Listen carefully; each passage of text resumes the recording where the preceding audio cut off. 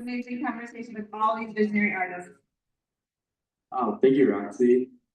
And thank you all for being here at Iceland Eclipse. What a crazy group of individuals. I love you all. Wow, this panel has the artists that I think have really shaped the minds of our generation and have really opened the world up to visionary art and to alternative ideas. And it's really been this whole new era of consciousness expansive art.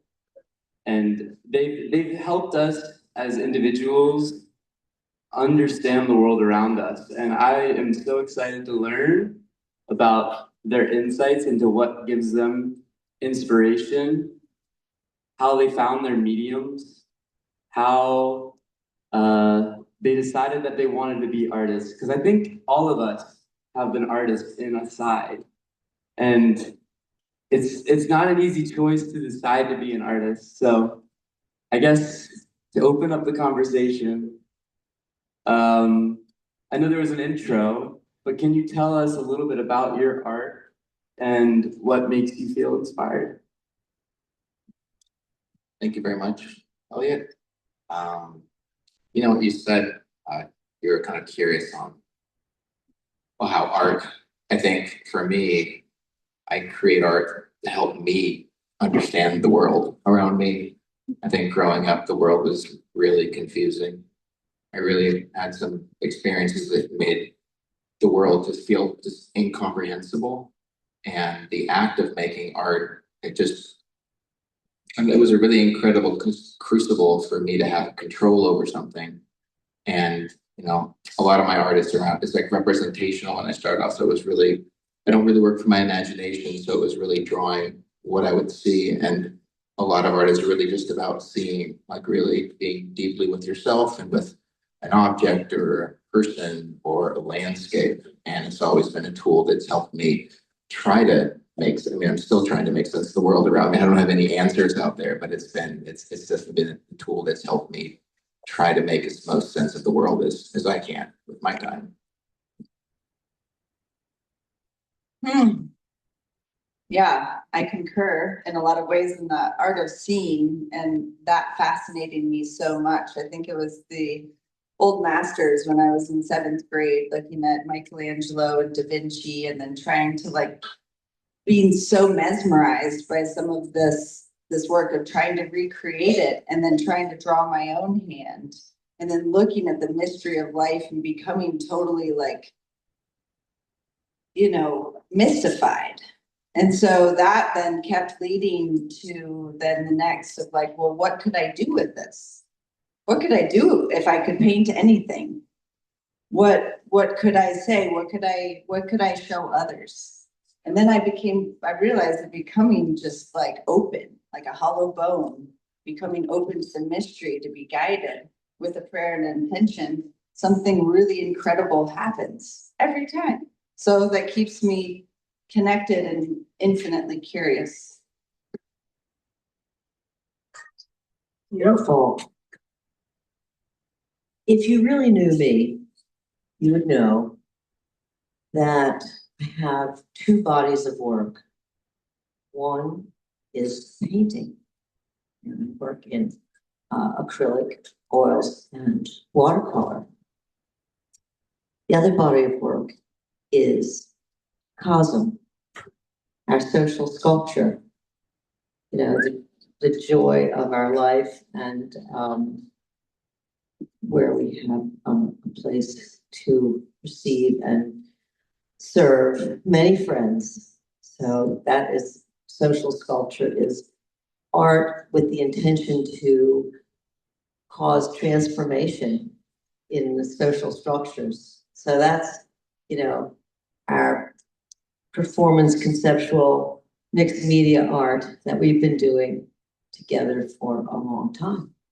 So we hope that you'll find us at a full moon sometime, because we're about to have our 296th in a consecutive and unbroken chain of full moon ceremonies. So that's over 23 years of full moon. So If you're around, come, you can come to a full moon, we'll be there. Wow. Yeah. I am Allyson Grey, and I feel like the psychedelic visionary experience has catalyzed a new sacred art that all these artists are, in my feelings, are representatives of. You know, we all have dimensional lenses that are our own selves that we can dilate in a lot of different ways. But once one has seen the vistas of beauty that are within, and the mystical experience that is possible, then to set up, as Amanda was saying, a medium, a pathway that another dimension can come into a non-ordinary dimension of consciousness can come into ordinary consciousness, and then that becomes a way for you to observe while in sort of normal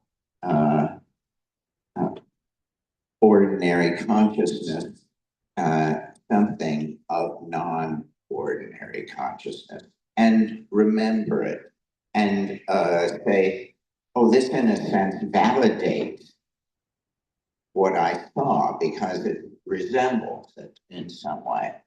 And so I think that's been one of the chief functions of visionary art as well. It's been validating other people's psychedelic experiences.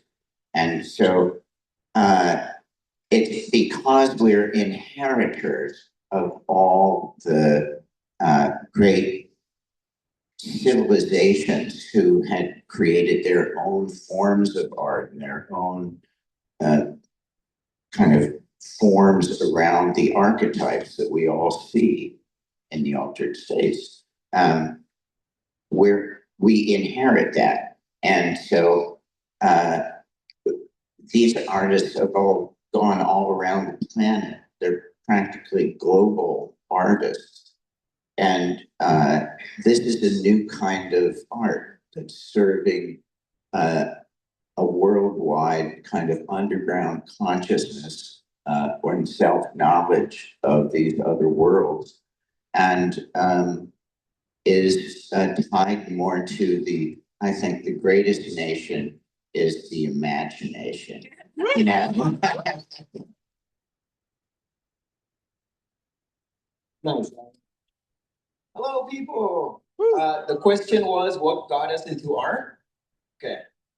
I was born into a physical plane as a creative person. There was never a time where I was not an artist, and then I decided I'm going to be an artist. It was just kind of like my nature since I was a kid, and it was just about like channeling into, I guess, constructive activities.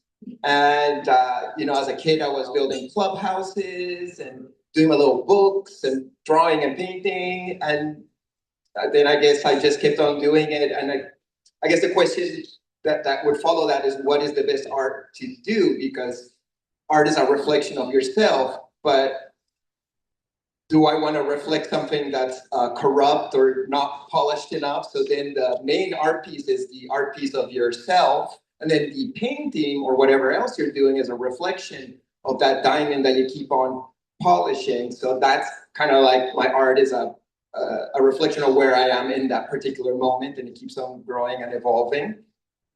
And then you see at a bigger reasons of why to do art, the collective, the community, how to help this planet in any way. And I guess that's how I fell into the whole world of visionary art, because as somebody who was exploring perhaps through psychedelics or meditation or spiritual matters, then you start bringing visions, perhaps of a different dimension. I'm not really sure.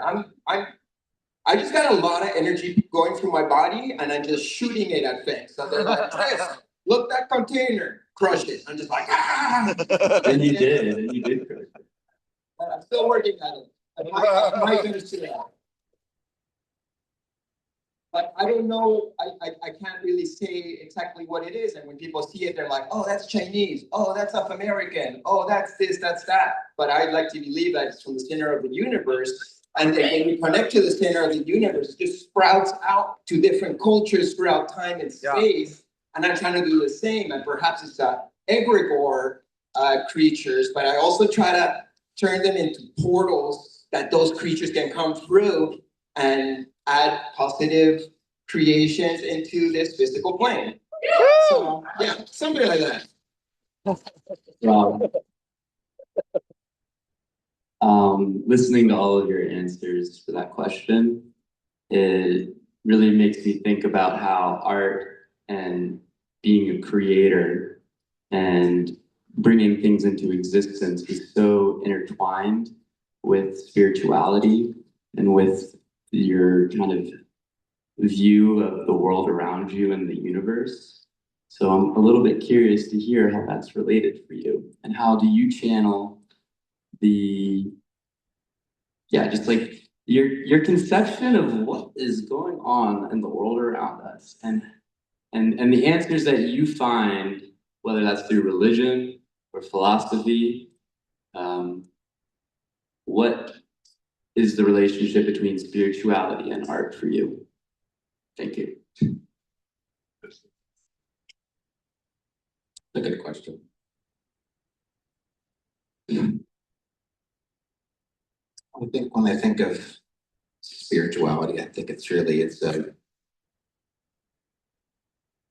ultimately it's a way of being alive, and it's how you perceive that. I feel like when I'm really in the thing I love most about art, at times I think it's like one of my favorite ways to be alive, to celebrate what being alive is about on this planet. And it kind of makes me realize that, like, when I look at my art journey it's gone through, there's lots of different stages. Like I said, like early on, there's art that you make that, remember as a child, there's art that's like a love language. And we realize you get this positive feedback.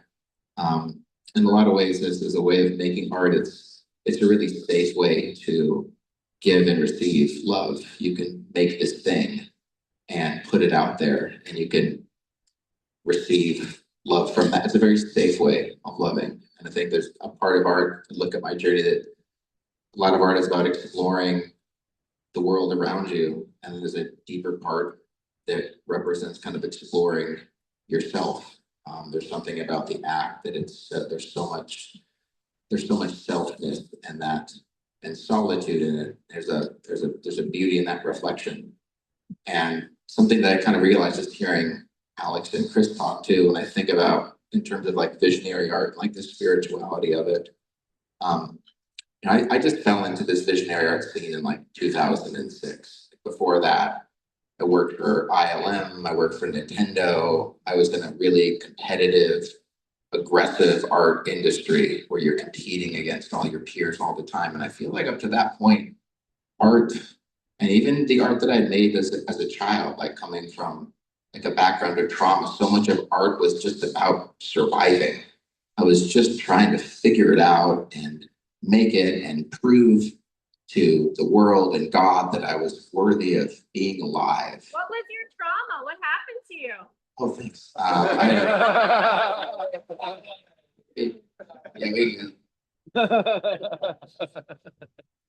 You know what I love about this scene and this community. Like I said, like I was in San Francisco, and I had such a dark, competitive group of artists that we were always competing against each other. And I was friends with Robert Renosa, and they invited me to this art show they were having down the street from where I was living, and it was the Synergenes. That's where I met Alex for the first time too, and it was like my whole worldview just exploded. I remember like walking down the street and seeing this like amazingly tattooed man with dreadlocks, with these like beautiful women carrying his painting in that also had tattoos and dreadlocks and leather. And that was Luke Brown. I met Alex that day. I met Andrew Gonzalez. I met Carrie. I met Zavi.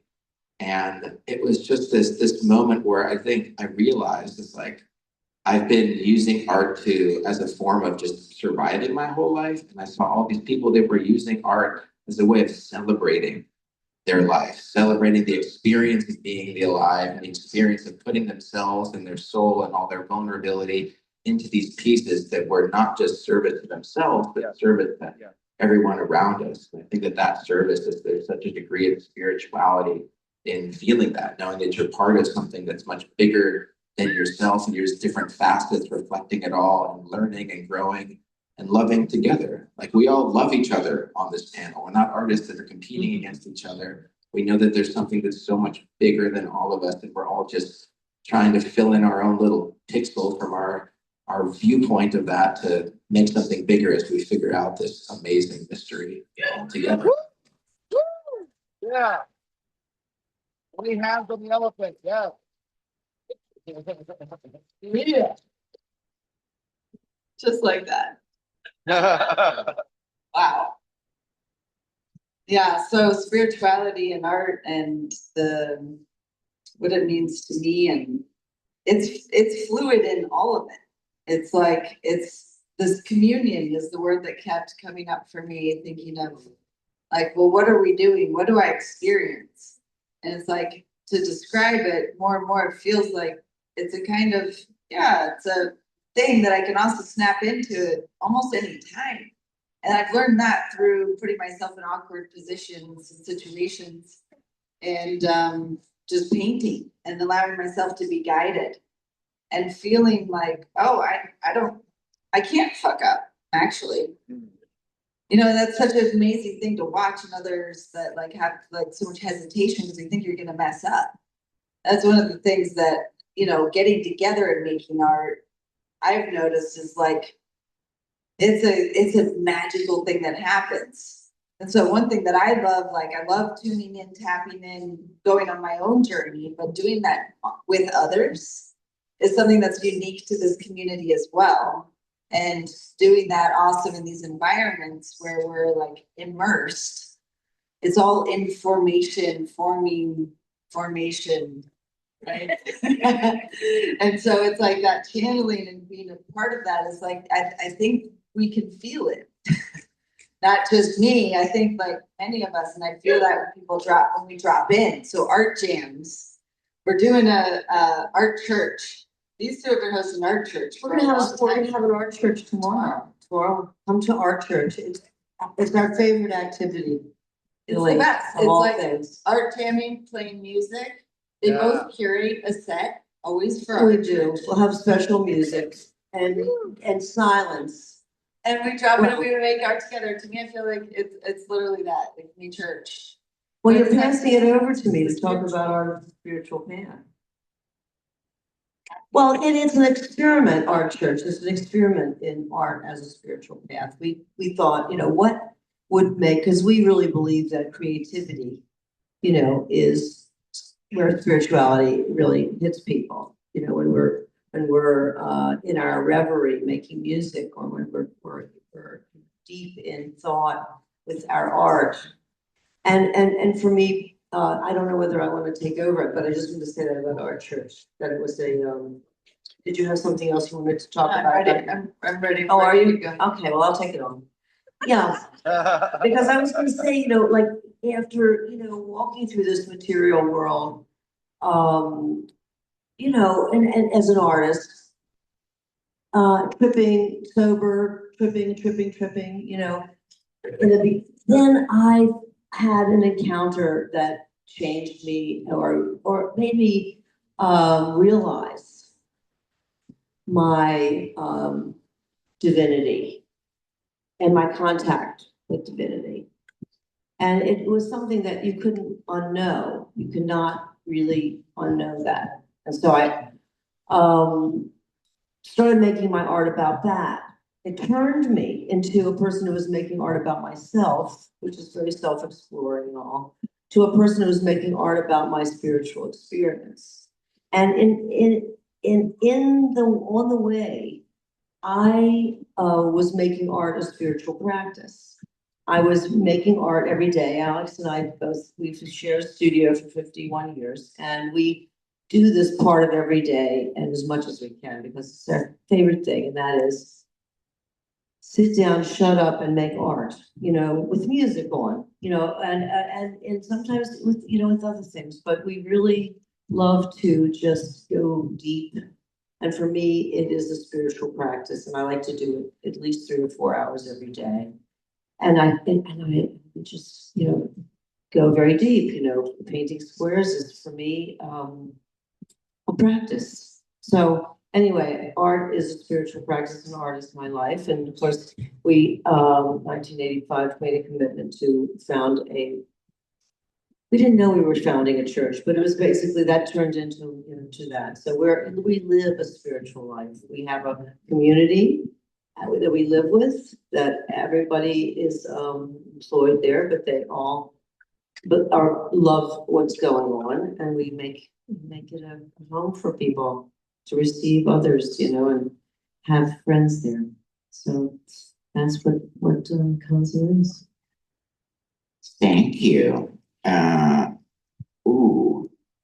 This question of creativity and spirituality, I think, is always an ongoing and great question for everybody personally to answer, and I think there's a lot of ways of doing it.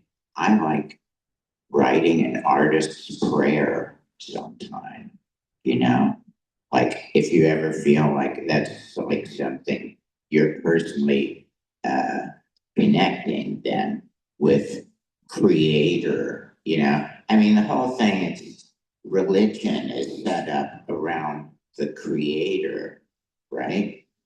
And so if you say creative force, then all art is a manifestation of the creative spirit, right?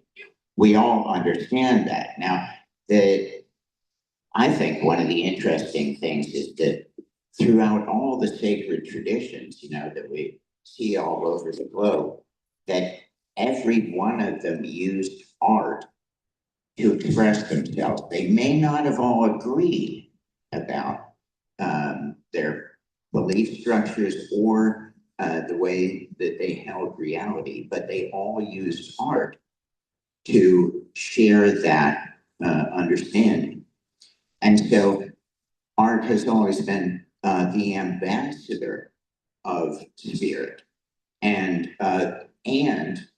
the chief means, perhaps the only means, because we would not know of any of them if it weren't for the art that is left behind from hymns and songs and temples and paintings and sculptures. All of them are. Now, before they were in formal temples, they were on the walls of caves. Were those not spiritual marks that showed humanity? I say they were, and they perhaps even were considered magical, or that there was they were evoking the spirit of the bison, or something like that, that it was an immersive experience, of the day in a cave with some torches.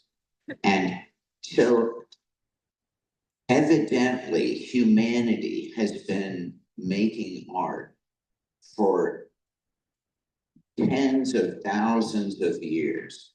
And it's always been, I think, as a manifestation of this creative spirit, which it isn't only in some people, it's in everyone. And that every thought that we have is a creation. And that we can't help ourselves but be creative because every moment is new and fresh. And you have the opportunity to reimagine yourselves in each moment. Like, I don't have to say that about myself anymore. Or, I could be like this, and holy crap, there's a new world, that you just invented with the consciousness, which I say is the primary medium of art and spirit, consciousness. It's got the same source. So, no wonder I think art theology, it's one thing.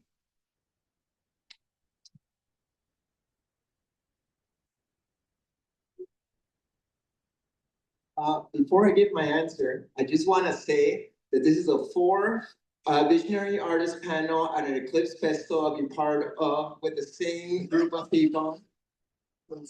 Australia, 2012, and Oregon and Texas, and now we're in Iceland. And I think it's super beautiful to be with you guys again, and I'm stoked and grateful. And answer the question, Elliot, though. What's the connection between art and spirituality? Well, I am spirit in a body. We all are. And I suppose spirit makes everything, because if God is the master spirit, nothing is not that. So I suppose every single movement and breath is God, spirit, and manifestation. And that can include a painting. And sometimes I'm so, I'm really deep into another dimension, and I realize all art is visionary art. Bob Ross' landscape is visionary art because a spirit is creating it from its heart. So, as an artist, thank you. As a kid, I asked the adults, where's God? How do I get to touch him or be down with God? I had a yearning for God. And the adults told me, you got to go to church. So we'd go to church and hear the priest, but I would still join a street gang and throw rocks at people who liked a different, soccer team. So I don't know if it really touched me the right way. But then through psychedelics, I started seeing oh wow, the non-physical world, the spiritual world. And then as an artist, you're like, okay, but how do I paint that? How do I paint a spirit? A spirit is invisible. How do I paint God? God is so big. Once again, everything you're painting is God, but how do you really symbolize it? I like to use suns, and I like to invent my creatures from my own world of imagination, or maybe it's a dimension that really exists. I'm not really sure, but I suppose that's the ever quest of uniting art and spirit to really, what's the most important thing you can ever paint is spirit and God, and I think we can't get away from it no matter how hard you try. Either way, so yeah, I'm grateful. Wow. Thank you. Yeah. Art is God. It's all one and the same. I think it's really amazing that since 2012, these panels have been happening, and you get to check in with these artists on their journey and see how their journey has evolved. And I imagine a lot of the questions are pretty similar, so I'm gonna hit you with a similar one. But the questions change with time. The answers, yes. No, I mean the answers change with time. Yeah. You understand. Yeah. Yeah. People don't change, but they can grow, and that's something that I feel. But my next question for you is about psychedelics as a tool for creativity. I come from a scientific and empirical background, and I have my annual acid trip. It's always amazing, but I always leave with a lot more questions than answers, and I think that's the point of psychedelics in a lot of ways. But it doesn't leave me with more clarity, and I think as artists, it imparts clarity in you, the visuals that I've seen in your paintings, I've seen on psychedelics, and they're indescribable, and y'all have managed to describe them. So the question that I'm asking is your thoughts on psychedelics as a tool for creativity. Yeah, you know, the more I think about it, the more I realize that I think the way that I have employed and used psychedelics is slightly unique. Except I have an aphantasia, so I don't have an active inner imaginary world, and I didn't realize that I didn't have an imaginary world till I was like maybe in my 30s. So I don't really see trippy things like when I close my eyes. Realize I've like drank way too much ayahuasca over the years, like trying to see Pablo Amaringo, and just realizing this wasn't possible. Like, yeah, I wish I could have saved myself a lot of purging if I would have realized that. I'm not drinking enough. One more cup. Oh, those serpents are one more cup away. But there's something that happens very much like embodied and psychological. And for me, like my favorite, the most creative psychedelic that's I think is I owe the greatest debt to in my life and my journey is definitely LSD has always been just that I kind of discovered it in college. Like I minored in psychedelics in college. But what it did beyond, in a sense, it's not giving me. I've never had like a vision on any psychedelic that I've tried to recreate. But I'm also consider myself. I'm a psychedelic method actor. Like I like making art when I'm high.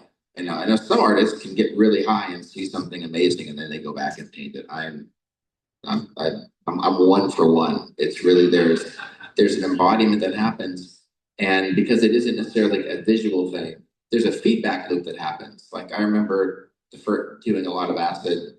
I was a closet psychedelic artist, like before I found all these guys, and I could kind of like make a sketch or make some rough lines, and I could see it because I don't have an active imagination. I can almost see it coming to life as I'm making it. But ultimately, I feel like what LSD does for me, and the most important contribution is I kind of call it like it's like a truth detector. You know, it makes it like you can't hide from the truth on LSD. You can't hide from yourself. You look in the mirror, you look at the world. I try to do a good trip about once every month or 2 months just to kind of I don't want to get too far off the track.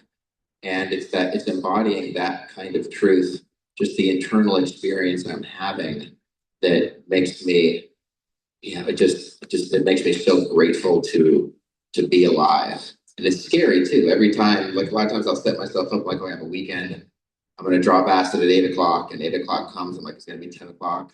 Okay, it's going to be 11 o'clock. Like I kind of psych myself out about it. But then once I do it, in fact, I just got some really good acid about 3 or 4 weeks ago. And, you get good acid, really good acid. And it's just like, just the feeling of being alive in that moment. And I think it's really that feeling of life and gratitude and love just surging through my whole body. And almost anything that comes out of that, it's like I try to imbue all of that. And the art that I create, whether it's pencils or paint or pixels, it's really just the residue of this experience in the moment of being alive, just like the gratitude of like what a time to be alive that we have right now with the tools and the opportunity and the communities.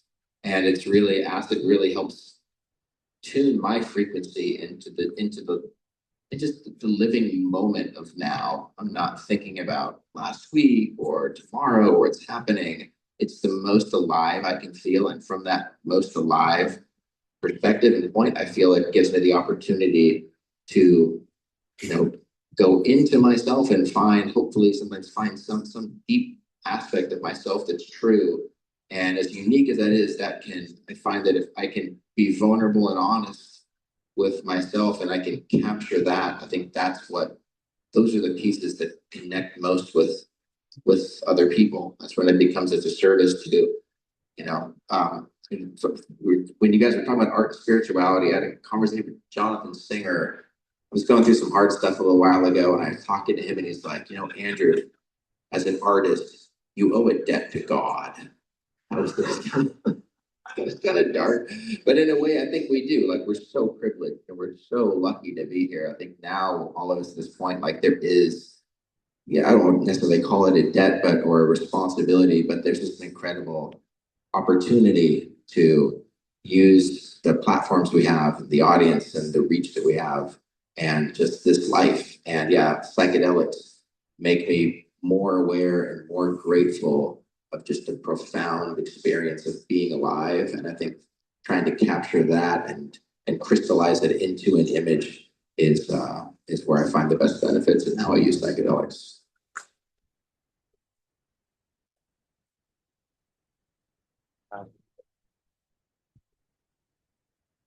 Psychedelics as a tool for transformation, and using art as a part of that, as the communication medium.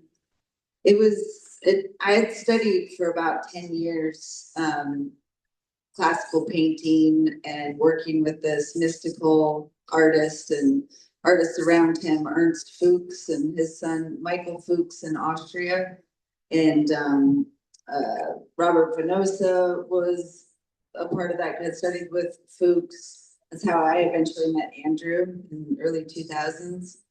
But that lineage of art was kind of like fueled by a psychedelic. There was like a mysticism and then psychedelic element that was there, that wasn't upfront. Like, Fuchs would talk about it, but he wasn't as open about it. And then I worked with him for many years, and then I started to realize too, at some point, I hadn't been in the room when my friends were taking acid. It didn't happen. I ended up being the one that would take care of them, and I was good, and I was meditating at the time, and it was very fulfilling. But then when it finally, it started whispering to me, I think. And I was like, all right, it's time. And then 2 weeks later, I was drawing portraits at this gallery in Vienna. And the man that I was drawing was a chemist in Austria. And we got to talking, as you do when you're doing a portrait of somebody.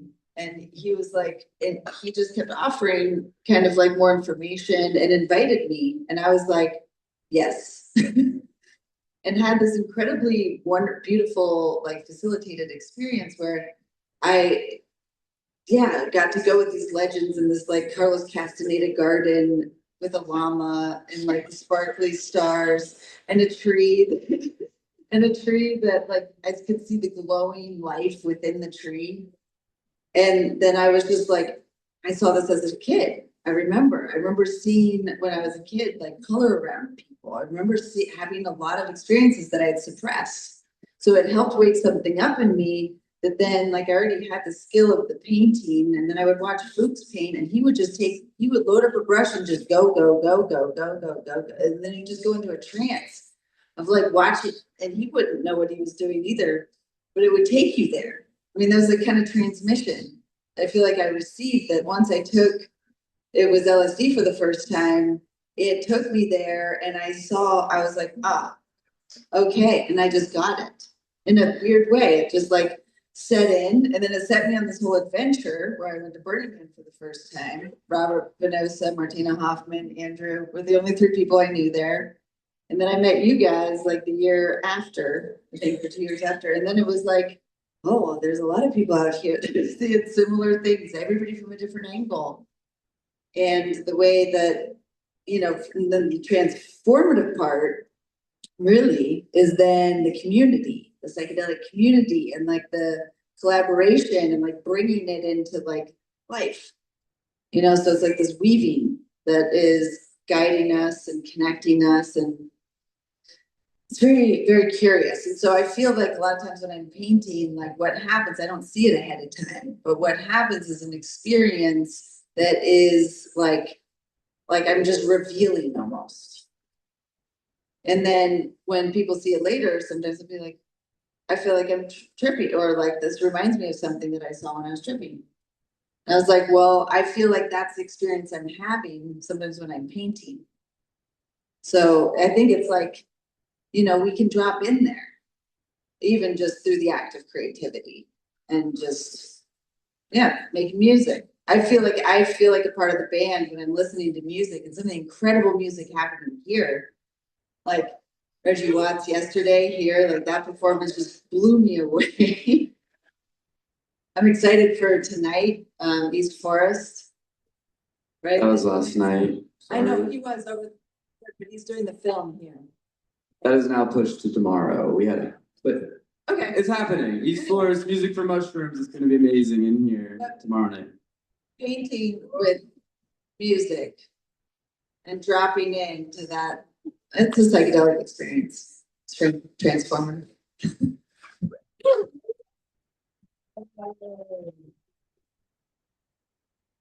So the topic is art and psychedelics. How do psychedelics, you know, influence and you know, art on my art? You know, my art is evolutionary through my lifetime because I was always an artist, like Chris was saying before. And the other thing that Chris said that I wanted to bring back out here was that, you know, at some point in my art life, it became completely obvious, and Alex and I had this epiphany together, that the most important thing should be the subject of your art. Like, what do you make art about? It's the most important thing that an artist has to choose and make decisions about, and that is the subject of their art. And the subject of our art, we were deciding in one LSD trip that we were doing, was that it be about the visionary, sacred, divine experience of connectedness with the all. You know, something about that would be a really great subject to be able to communicate with people. And so our work, just we knew that psychedelics had brought us to our spiritual life. So psychedelics, spirituality, and art have become, you know, intrinsically linked for us. And I think that it's a great place to be. I mean, what else is there better to make art about than the thing that inspired you the most? So that's what we've done. I just want to say one other thing. It's like, if I have a question about my art, like I'm thinking like, well, what should I do now, you know? The question becomes, what way would make it more towards psychedelic? And I know that's weird because it's just a word, but you know, it's like go towards the more psychedelic appearing effect. Go towards the light every time. Turn on, tune in, make art. Right? Like, it is such a highly visual experience for most people. And having such a torrent, you know, that you can pan for gold in, and you should never go into those journeys just, oh, give me a good one, God, you know? That's not a good ploy. Yeah, it's like, no, not them. Don't let them in here. So you gotta go, you know, as purely as you can, you know, to receive the download, you know, of creative force that is moving through our imaginations. I think that by dilating our lens of selfhood, the psychedelic visionary experience has given us access to an understanding about interdimensionality. And these are unusual subjects. The visionary art, it actually has you asking what is the nature of reality. And these works were not done because of market pressures. to make them happen. They were done from soul pressures that were felt by people who had touched a higher, deeper, wider reality. And classically, the way it's come to manifestation has been through the hands of crafters, of so that the act itself of interpreting other dimensions of reality becomes a sacred act, you know, and it becomes a way. I would encourage anybody who journeys, you know, certainly to journal about it, you know. If you're not making pictures, you could still make, you know, very simple pictures and just write your feelings in about like what you saw and what you felt. Because the most important art you'll ever see is in your own heart. It's in your own mind. Those are the images that you hold fast to, you know, and that affirm your soul. So it pays to go spelunking in the inner caves, you know, of the imagination. And I'm grateful that we were born at such a time that we were able to inherit the chemical wisdom of our, you know, kind of,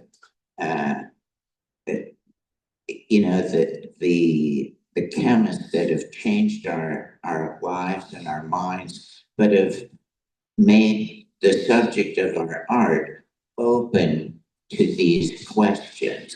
And that in itself is a brave act and an act that it's kind of a litmus test of authority. Each one of these artists is making art that that is authentic to themselves. And I love seeing that in the world of visionary art as well. It's a family resemblance, but none of it looks alike because each is a unique lens into that world. So anyway, that's visionary art. It's a lens into the psychedelic visionary world, I think.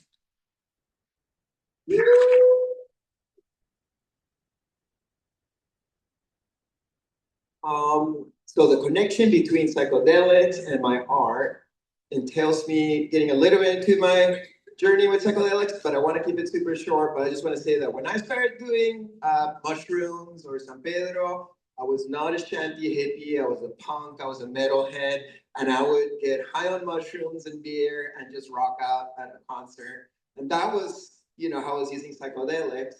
But I always did trippy art because I'm a kid from the 80s when stuff was like bubbly and colorful and trippy. I guess it was the hippies who made all those cartoons and toys for us, which I still love. And actually, being a psychedelic artist from Peru, when ayahuasca started being all hip, I was like, I am not touching that. I was almost like anti doing psychedelics because my ego wanted to prove like I can do trippy art without doing drugs. But then, whatever, that's just stupid ego shit. And eventually, in my 30s, I would go to the jungle and start doing ayahuasca. And now we got a big relationship. I guess the point of saying all this is like, I never really saw any visions on the previous psychedelics. I felt energy, I had understandings, but I didn't see anything that then I could bring back and paint or draw. Once I started doing ayahuasca, and now more recently I started working with DMTX, which is the injected kind, which like puts you in the zone for like an hour and like you get more time to like observe and stuff.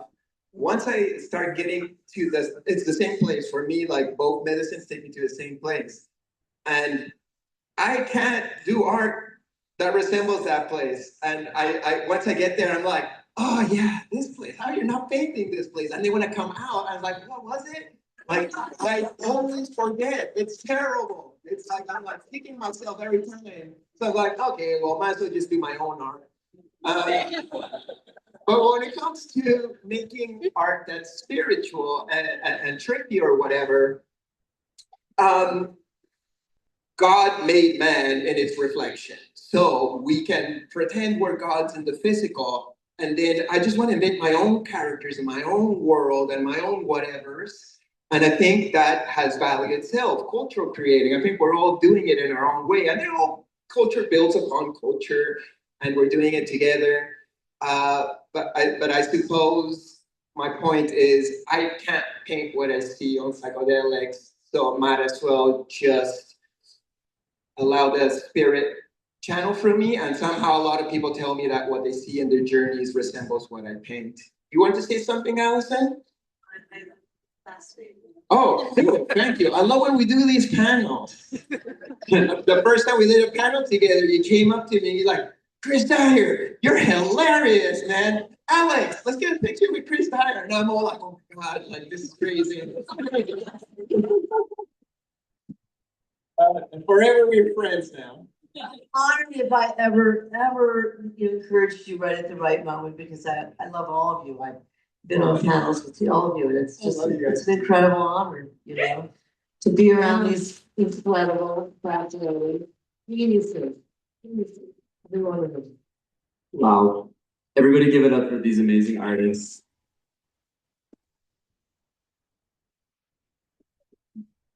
Thank you all for being here. It means a lot to everybody involved that you would be in Iceland for this moment. I know it's a journey for everyone here. Thank you. Thank you. Thanks, Elliot, and come back for our church tomorrow. Our church is the best. Is it at noon? Honestly, I swear. What time is it?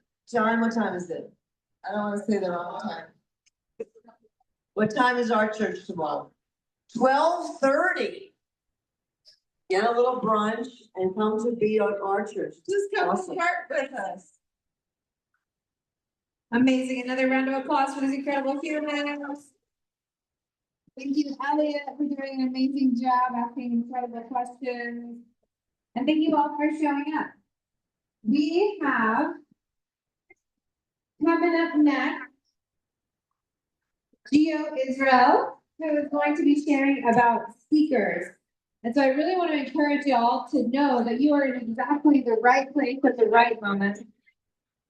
This project that they have been working on and are bringing, there's going to be a screening later of seekers, is